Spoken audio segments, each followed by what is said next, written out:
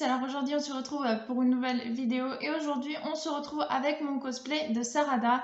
Alors la semaine dernière je vous avais prévu mon cosplay de Boruto pour cette review, seulement je me suis aperçue que Boruto on le voit quasiment pas durant l'épisode alors que Sarada elle est vraiment très présente durant l'épisode, c'est limite elle, comme l'épisode dernier en fait, que l'on voit le plus dans l'épisode. Donc voilà, j'ai choisi du coup de me mettre en Sarada et on verra, je suppose que le prochain épisode au vu de quoi il va parler, je mettrai Boruto puisque visiblement on va voir Boruto un petit instant, mais on verra pas Sarada, enfin je suppose. Donc voilà pourquoi du comment aujourd'hui j'ai choisi de mettre mon cosplay des Sarada et d'ailleurs je tiens à vous remercier parce que vous êtes nombreux à me dire que mon cosplay de Sarada me va très bien, donc merci beaucoup à vous, ça me fait vraiment très plaisir malgré que moi personnellement je préfère me voir en Boruto parce que je préfère le personnage, mais j'adore aussi énormément Sarada, donc ça me fait très plaisir d'avoir ce genre de commentaires.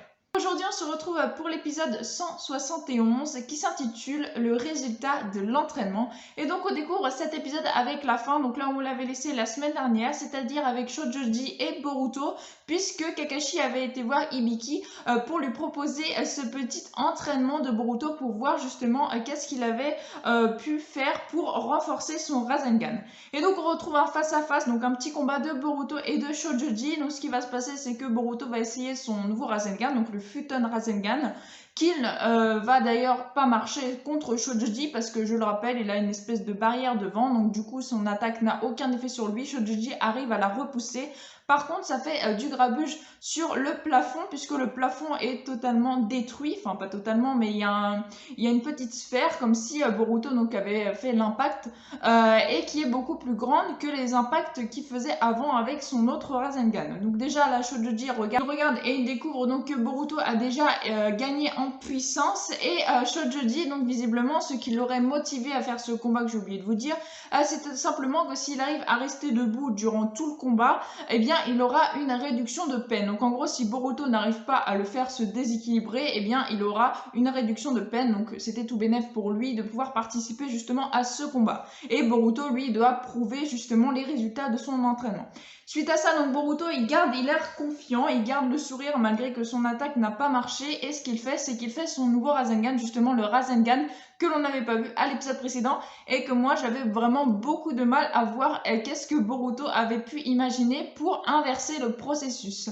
Et donc Boruto, ce qu'il fait, c'est qu'il fait un Rasengan normal, mais ensuite il le réduit, il le compresse, et en fait c'est grâce au fait qu'il a compressé son Rasengan pour concentrer son chakra dans une seule et même partie beaucoup plus petite, qu'il arrive justement à faire un gros Rasengan, en tout cas un Rasengan avec beaucoup de puissance, et qu'il a réussi d'ailleurs à se débarrasser de Shojoji qui a perdu l'équilibre et qui d'ailleurs sans son bouclier devant aurait sûrement pu être tué grâce à ce fameux Rasengan nouveau de Boruto. Donc voilà, on s'aperçoit que vraiment Boruto a pu engendrer vraiment une technique très forte malgré que Kakashi lui a dit qu'en gros sa puissance ne pourrait pas être plus puissant au vu de son chakra. Et bah Boruto a réussi à lui prouver le contraire puisque bien sûr Kakashi et Hibiki ont assisté au combat au cas où ça dégénérerait avec bien sûr Shojoji qui est quand même un prisonnier. Et donc voilà, Boruto arrive à s'en sortir comme ça, seulement il a plus de chakra et il s'écroule tout d'un coup. Et Kakashi est plutôt très content de voir que même la génération actuelle arrive à se faire du mal pour pouvoir progresser.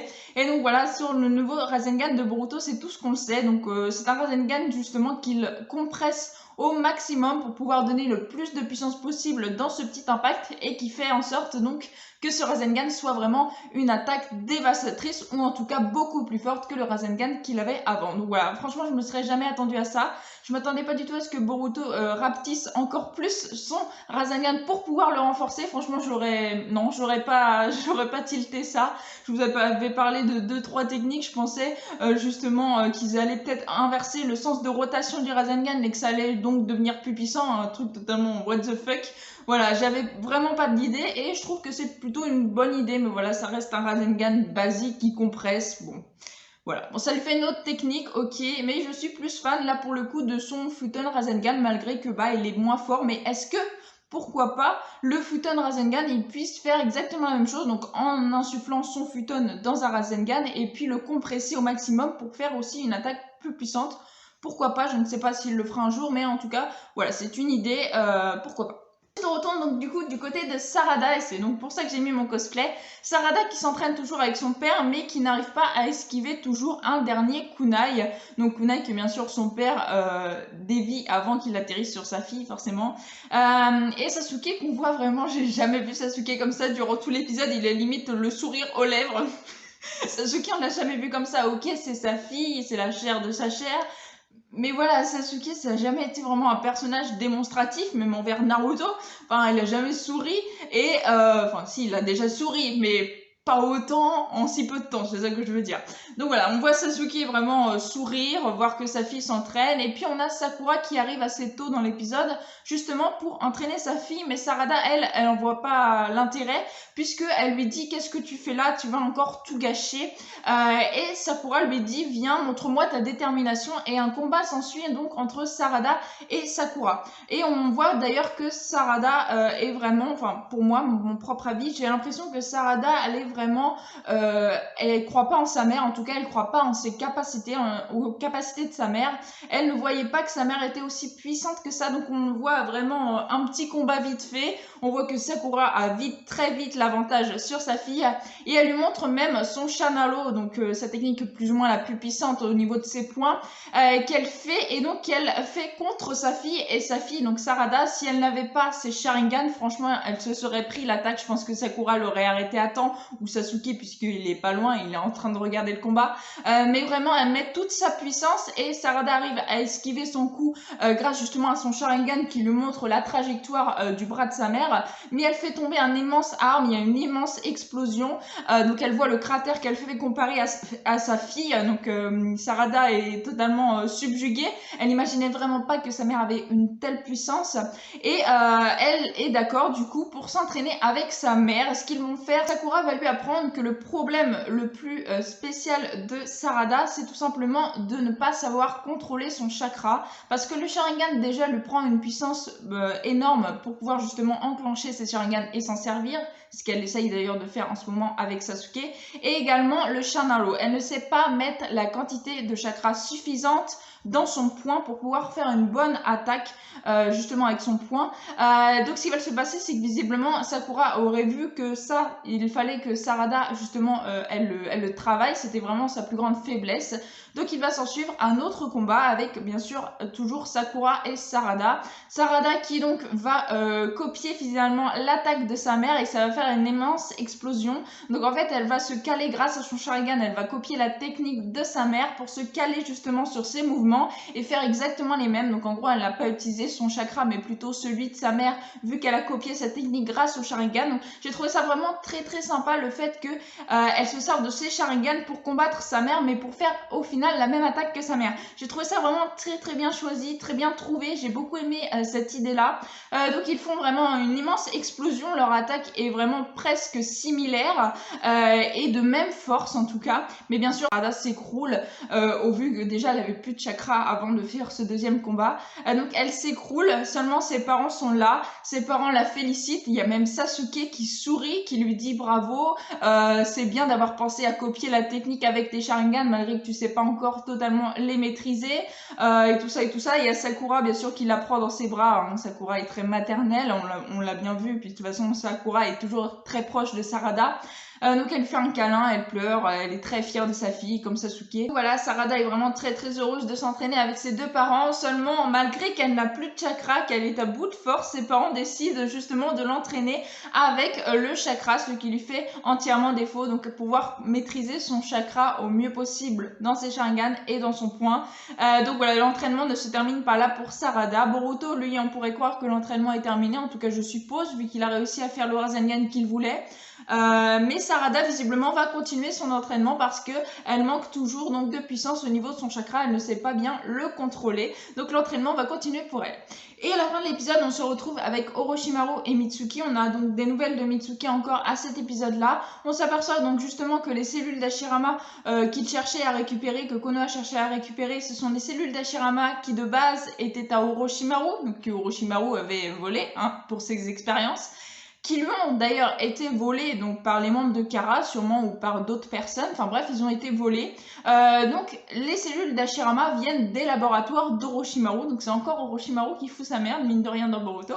Donc voilà, Orochimaru, c'est à cause de lui que les cellules d'Hashirama sont en vente libre sur le marché noir. Et on apprend donc pour Mitsuki que malgré tout ce que Orochimaru a pu faire, il a des cellules qui sont irrécupérables et qu'il ne sera peut-être plus jamais le Mitsuki d'autrefois. Orochimaru a vraiment beaucoup de mal à comprendre son fils, à comprendre Mitsuki sur le pourquoi du comment il a sauvé ses deux camarades plutôt que sa propre vie, en quelque sorte, et que Orochimaru semble vraiment dans la compréhension de ce que Mitsuki a pu entreprendre justement seulement pour sauver ses camarades et pas pour se sauver lui-même. Donc voilà, on a vraiment quelque chose de Mitsuki qui est vraiment très très grave. Est-ce que Mitsuki va pouvoir se rappeler de tout ce qu'il a vécu avec Boruto et Sarada quand il s'est réveillé d'ailleurs à cet épisode-là, j'ai oublié de vous dire. Mais voilà, il a quand même des cellules irrécupérables et toujours dans ce fameux tube là où il a dû sûrement être créé. On avait vu d'ailleurs des fœtus de Mitsuki dans cette espèce de cabine d'eau que Orochimaru justement le répare dans cette espèce de cabine. Hein. Mitsuki n'est pas un être humain donc forcément. Et on a vraiment peu de chance que le Mitsuki l'autre fois puisse revenir indemne justement à Konoha vers Sarada et Boruto. Donc je sens que vraiment quand Mitsuki va revenir à Konoha avec Sarada et Boruto qu'ils vont s'en vouloir et faire je sais pas quelque chose pour Mitsuki, que peut-être ce quelque chose va lui rappeler sa mémoire ou je ne sais quoi. Mais je pense que oui, Mitsuki va perdre des moments passés avec Boruto et Sarada et ça risque d'être plutôt très triste quand il va les rejoindre, s'il les rejoint, mais je suppose qu'il va les rejoindre. C'est ainsi que ce petit épisode se conclut. En tout cas, franchement, il était plutôt sympathique, mais je vais pas vous dire, j'ai pas forcément très accroché. J'ai pas aimé le fait que s'entraîne avec Sasuke et Sakura, enfin ses deux parents. Ça, j'ai trouvé ça vraiment très très bien. Mais après, la façon dont ça a été fait, ce genre, elle avait plus de chakra, mais elle arrive quand même à copier la technique de sa mère pour faire le fin. Voilà, j'ai trouvé ça un peu trop gros pour moi. Si t'as plus de chakra, t'as plus de chakra. Enfin, t'es pas censé pouvoir faire quelque chose. J'ai pas aimé non plus le fait que Boruto, direct après avoir fait son Rasengan, genre il a fallu qu'il fasse son Rasengan pour s'écrouler directement après. Enfin, je veux dire, voilà, même s'il s'entraînait depuis le lendemain, il aurait pu juste s'asseoir, voir qu'il était essoufflé, mais pas s'écrouler puis s'endormir tout d'un coup. Genre, il a réussi quand même à faire le Rasengan, il a réussi à battre l'autre, et il s'écroule juste après. Non. Voilà, j'ai pas trop apprécié ça, malgré que j'adore le personnage de Boruto, voilà, j'ai pas aimé ça. Sarada, comme je vous dis, voilà, c'est un peu cucu, les deux parents qui sourient, surtout Sasuke. Enfin, Sasuke, on l'a jamais vu sourire, vous allez me dire, c'est sa fille, je suis un peu dure dans ce que je dis, mais non, Sasuke, non, c'est pas un personnage qui sourit aux éclats. Enfin, sa fille est en train de s'entraîner, elle est pas forcément très très puissante, en tout cas pour l'instant. Il devrait pour moi être un peu plus dur avec elle, et au lieu d'être plan-plan, genre un père gaga, quoi. Voilà, bon, moi j'ai pas aimé, après si vous avez aimé, tant mieux pour vous. En tout cas, j'ai pas du tout hâte d'être à l'épisode prochain, parce que c'est un épisode où visiblement l'équipe d'Iwabe va chercher l'autographe de Orochimaru pour une petite fille qui est à l'hôpital. Ok, on s'en fiche de ces épisodes-là, franchement, je ne pense pas qu'il y ait un message très fort derrière, surtout qu'on voit la fille qui veut l'autographe d'Orochimaru à l'hôpital. Alors, certes, elle est à l'hôpital, donc elle a peut-être une maladie grave, je ne sais quoi, mais en tout cas, ça n'a pas l'air d'être un personnage qui est gravement malade. Après, je ne sais pas, on verra bien au prochain épisode. Mais enfin, voilà, c'est pas le mieux qu'on aurait pu souhaiter pour le prochain épisode. Limite, j'aurais bien voulu un autre épisode sur l'entraînement. Ça ne m'aurait pas dérangé du tout, plutôt qu'il nous mette vraiment un HS pur et dur. Donc voilà, c'est ainsi que je vais conclure cette petite vidéo. En tout cas, j'espère qu'elle vous aura plu. Si elle vous a plu, n'hésitez pas à liker, à commenter, à partager et à vous abonner. Ça ferait vraiment très très plaisir. Je vous souhaite une excellente fin de journée. Portez-vous bien et moi, je vous dis à la prochaine. Ciao, ciao.